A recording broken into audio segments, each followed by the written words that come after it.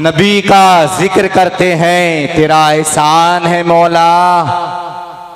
हमारे पास बख्शिश का यही सामान है मौला।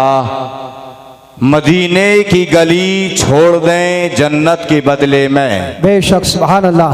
मदीने की गली छोड़ दें जन्नत के बदले में। ये सौदा हम नहीं करते, हमें नुकसान है मौला। बेशक क्या बात है सुभान। वो जिसे दीद का एक जाम पिला देते हैं, वो जिसे दीद का एक जाम पिला देते हैं।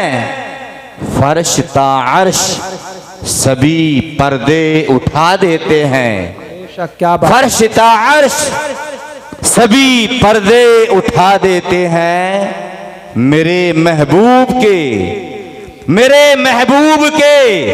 दीवाने नियाजी अक्सर, मेरे महबूब के दीवाने नियाजी अक्सर नामे महबूब पे हर चीज लुटा देते हैं। क्या बात है। और इन महफिलों में वो आते हैं जिनको सरकार बुलाते हैं। बेशक महबूब की महफिल को महबूब सजाते हैं। महबूब की महफिल को महबूब सजाते हैं। आते हैं वही जिनको सरकार बुलाते हैं। आते हैं वही जिनको सरकार बुलाते हैं। कुरान के 22वें पारे की एक आयत करीमा बहुत ही मशहूर और मुतारफ है। तिलावत करने का शर्फ हासिल किया। अल्लाह फरमाता है, इन्नल्लाह व मलाइकतहु युसल्लूना अलन नबी।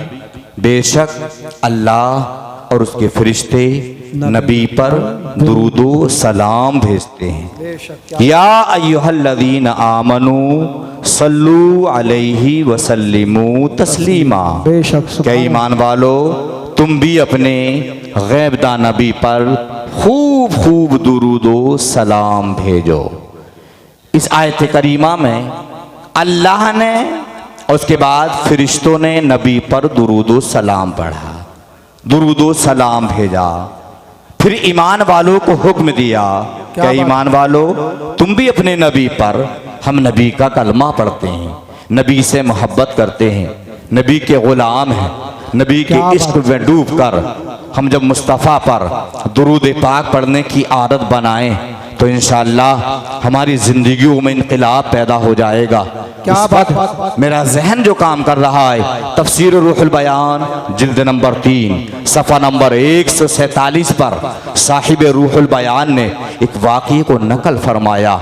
एक खातून थी, उसका एक ही बेटा था, इंतकाल कर गया।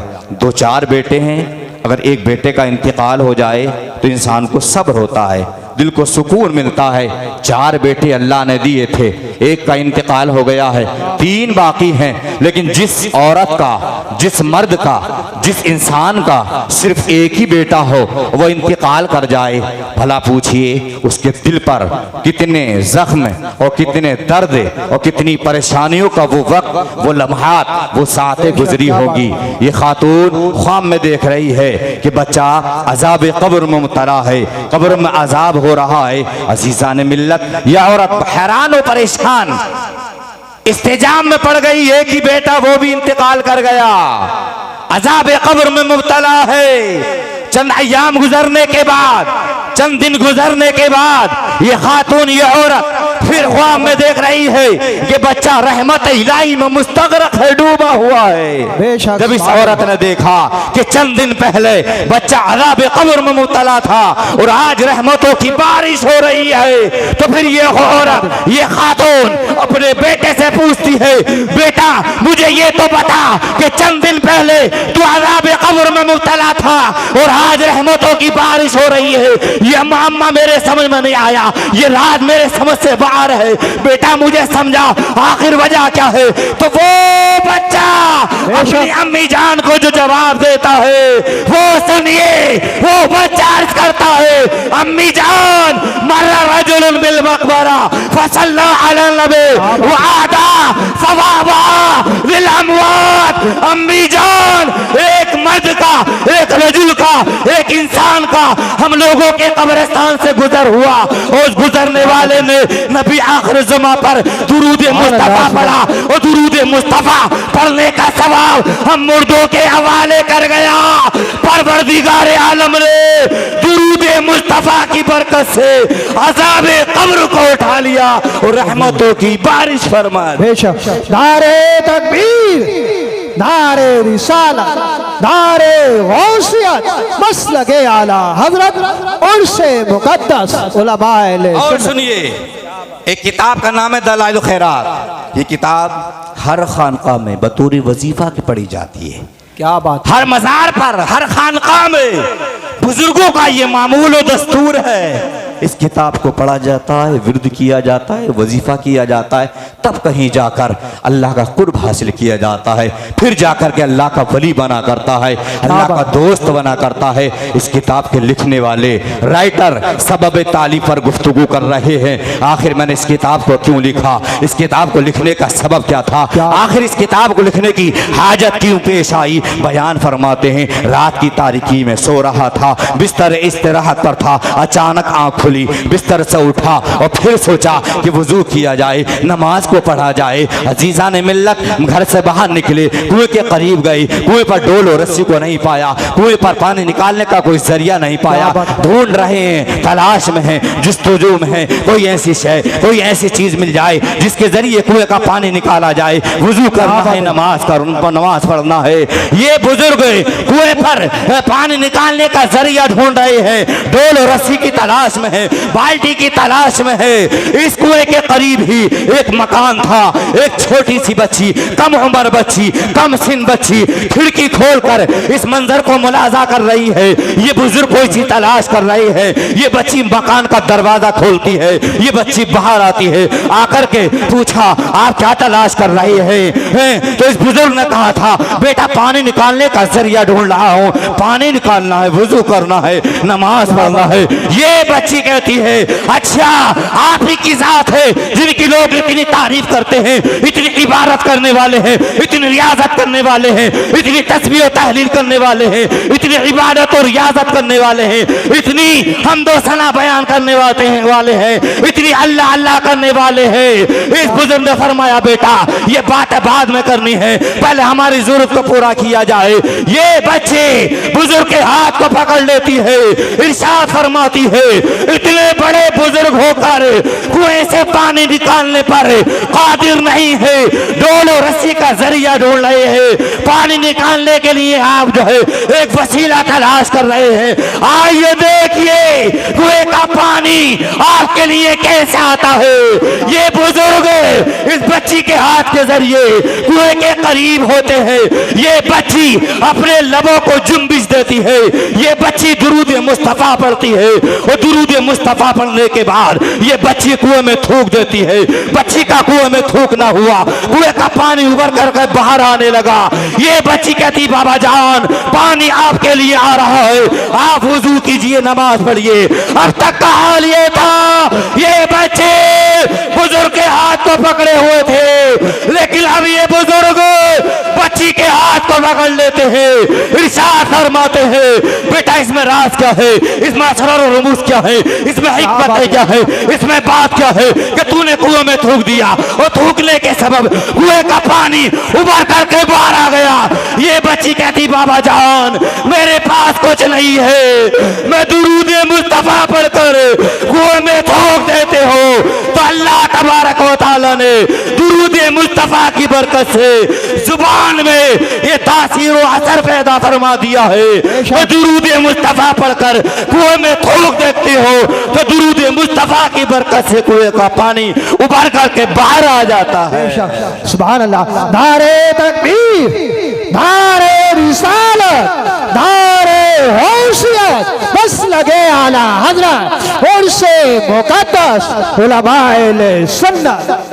अंदाजा लगाएं, एक छोटी सी बच्ची दुरूद मुस्तफ़ा पढ़कर जब कुएं में थूक देती है तो दुरूद मुस्तफ़ा पढ़ने की वजह से, दुरूद मुस्तफ़ा की बरकत से अल्लाह इस बच्ची की जुबान में ये तासीर और असर पैदा फरमा देता है कि कुआं का पानी उबर करके बाहर आने लगता है। तो फिर हम और आपकी जिम्मेदारी बनती है अपने बच्चों को, अपनी बेटियों को, अपनी भतीजियों को, अपनी भांजियों को, अपनी पोतियों को, अपने घर में रहने वाले एक एक बच्ची को दुरूद मुस्तफ़ा पढ़ने का जो है एक मामूल और एक वजीफा बताएं और एक वक्त मुतय्यन कर लें कि रात को सोने से पहले दुरूद मुस्तफ़ा पढ़ना है। उठेंगे तो दुरूद मुस्तफ़ा पढ़ेंगे, चलेंगे तो दुरूद मुस्तफ़ा पढ़ेंगे। दुरूद मुस्तफ़ा पढ़ने के हम और आप सब आदी हो गए। तो जिस तरह से उसकी जुबान में तासीर और असर अल्लाह ने पैदा फरमा दिया था, हम और आपकी जुबान में भी वो असर और तासीर पैदा हो जाएगी। बेशक सुभान अल्लाह जिंदाबाद। और सुनिए, थोड़ी बात खत्म कर रहा हूं, टाइम मेरा हो रहा जो मुझे दिया गया है। नाज़िम भाई ने कहा था कि साहब 1 घंटे की तकरीब 20 मिनट में बयान कर दें और 20 मिनट की चाहे तो 1 घंटे में फैला दें। क्या बात। तो इतने नादान तो नहीं, जो टाइम दिया गया उसका ख्याल रखेंगे। समझे? दुनिया के सबसे पहले इंसान जिसको हजरत आदम कहा जाता है, जन्नत में क़याम पसीर है, जन्नत में ठहरे हुए, तबीयत नहीं लग रही है। तबीयत को खुश करने के लिए हजरत हव्वा की तख्लीक हुई। बाई पसली से हजरत हव्वा को पैदा किया गया। क्या बात। हजरत आदम अलैहिस्सलाम इफाक़े में आए, होश में आए तो देखा हजरत हव्वा तशरीफ फरमा है। पूछा तुम कौन हो? जवाब मिला मेरा नाम हव्वा है, मैं हय्युन जिंदा इंसान से पैदा की गई हूँ। कि तुम्हें पैदा करने का मकसद क्या है, क्यों पैदा किया गया है? कि मुझे पैदा करने का मकसद ये है कि मैं आपकी शरीक हयात हूँ, आपकी बीवी हूँ, आप मुझसे फ़ायदा उठाएं, मैं आपसे फ़ायदा उठाऊं, एक दूसरे से लुत्फ़ अंदोज़ हो। हज़रत आदम अलैहिस्सलाम ने जब इतना सुना तो हज़रत हव्वा की जानिब हाथ दराज करने का इरादा किया। क्या बात है। हाथ बढ़ाना चाहा हज़रत हव्वा के जानिब। क्या बात है। दुनिया के सबसे पहले इंसान हज़रत आदम अलैहिस्सलाम हाथ को दराज करते हजरत हव्वा की जानिब आवाज आई, आदम पहले मेहर तो अदा कर दो। अर्ज किया मौला मेरे पास बैंक बैलेंस नहीं है, मेरे पास दौलत और सरबत नहीं है, मेरे पास मालो मनाल नहीं है। मौला मैं किस चीज के जरिए मेहर अदा करूं? रब ने इरशाद फरमाया आदम मेरे मुस्तफा पर दुरूद पढ़ लो, यही तुम्हारा मेहर का दर्जा हो जाएगा।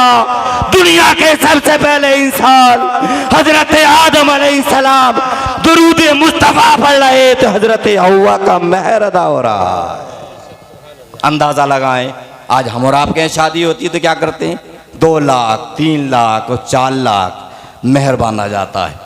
दुरूद मुस्तफ़ा पढ़कर हैंड हैंड नकद मेहर अदा किया नहीं किया तो बेहतर और अफजल यही है कि मेहर को जल्दी अदा कर दिया जाए और नकद अदा कर दिया जाए। लेकिन होता क्या है, 1 लाख 2 लाख 4 लाख मेहर बांधेंगे और फिर जिंदगी भर दे ही नहीं पाते हैं। अजीज़ान मिल्लत हज़रत आदम अलैहिस्सलाम जन्नत में क़याम पजीर हैं, जन्नत में ठहरे हुए हैं, लेकिन ख़ता इज्तिहादी के सबब, हुक्म उदूली के सबब जन्नती लिबास उतार दिया गया, बरहना हो गए, नंगे हो गए। अब जिस्म को छुपाने के लिए, जिस्म को पोशीदा करने के लिए ढूंढ रहे हैं, तलाश में हैं, जुस्तुजू में हैं, कोई ऐसा जरिया मिल जाए कि जिसके जरिए जिस्म को छुपाया जाए।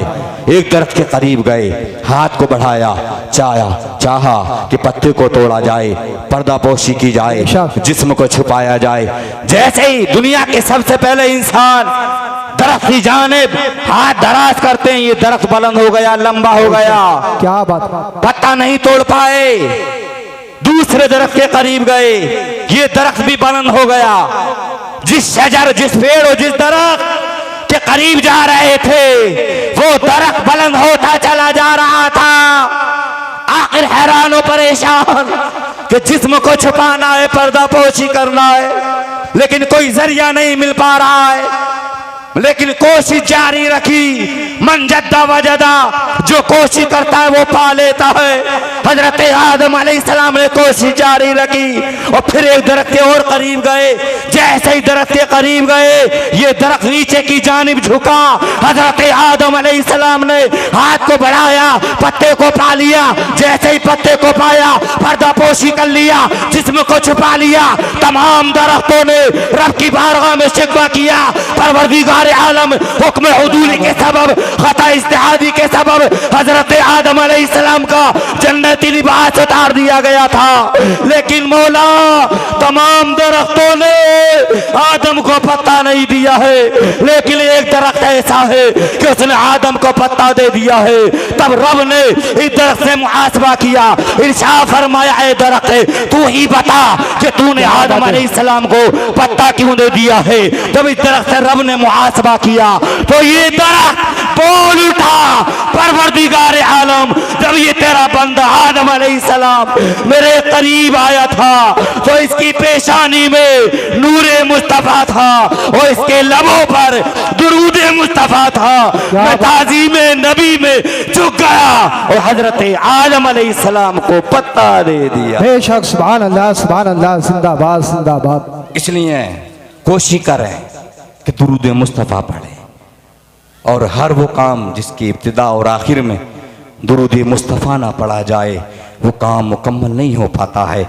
इश्क करें, मुस्तफ़ा से करें, प्यार करें तो मुस्तफ़ा से करें, मुस्तफ़ा के कौल व फ़ेल पर अमल करें, मुस्तफ़ा की सुन्नतों का बनाएं। मुस्तफ़ा की एक सुन्नत पर जो अमल करता है परवरदिगार उसको 100 शहीदों का सवाब अता फरमाता है। मन तमस्सका बिसुन्नती इंद फसादी उम्मती फलहु अजरु मिअती शहीद। जो एक सुन्नत को मुस्तफ़ा की जिंदा करता है और वो सुन्नत जो मिटती चली जा रही हो, ख़त्म होती चली जा रही हो, इंसान उस सुन्नत को जिंदा करता है, पर अमल करता है तो परवरदिगार 100 शहीदों का सवाब अता फरमाता है। एक हदीस पाक का टुकड़ा तिलावत किया, अल्लाह के रसूल ने फरमाया, दुनिया मज़रातुल आखिरा, दुनिया आखिरत की खेती है। दुनिया में रहकर जिस तरह का बीज डालेंगे उसी तरह के फसल काटेंगे। दुनिया में रहकर नमाज के बीज बोएंगे तो वहाँ फसलें नमाज पाएंगे। दुनिया में रहकर ज़कात के बीज डालेंगे तो वहाँ फसलें ज़कात पाएंगे। दुनिया में रहकर रोजे के बीज डालेंगे तो वहाँ फसलें रोजा पाएंगे। मुख्तसर एक जुमले में कह करके गुजर जाऊं,